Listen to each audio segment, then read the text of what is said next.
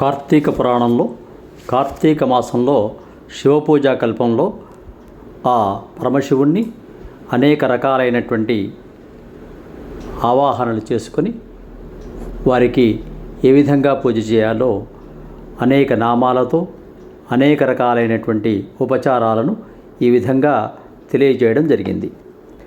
ఓం శివాయ నమః ధ్యానం సమర్పయామి. ఓం పరమేశ్వరాయ నమః ఆవాహనం సమర్పయామి. ఓం కైలాసవాసాయ నమః రత్నసింహాసనం సమర్పయామి. ఓం గౌరీనాథాయ నమః పాద్యం సమర్పయామి. ఓం లోకేశ్వరాయ నమః అర్ఘ్యం సమర్పయామి. ఓం వృషభవాహనాయ నమః స్నానం సమర్పయామి. ఓం దిగంబరాయ నమః వస్త్రం సమర్పయామి.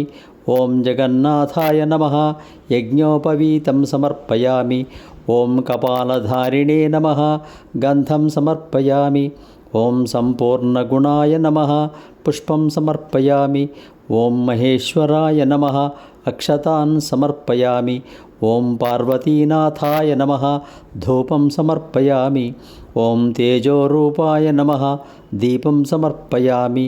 ఓం లోకరక్షకాయ నమః నైవేద్యం సమర్పయామి. ఓం త్రిలోచనాయ నమః కర్పూరనీరాజనం సమర్పయామి.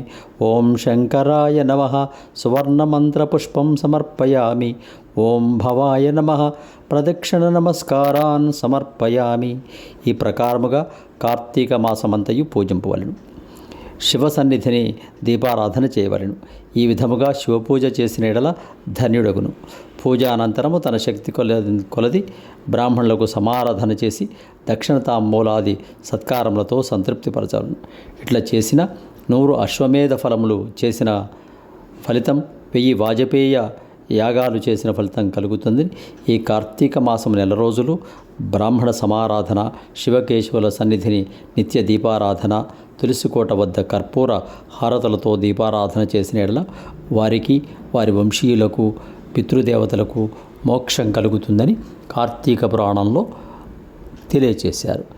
ఈ 14వ అధ్యాయంలో ఈ విషయాలన్నీ కూడా జనక మహారాజుకు వశిష్ఠ మహర్షి తెలిపాడు. సమస్త సన్మంగళాని భవంతు. స్వస్తి.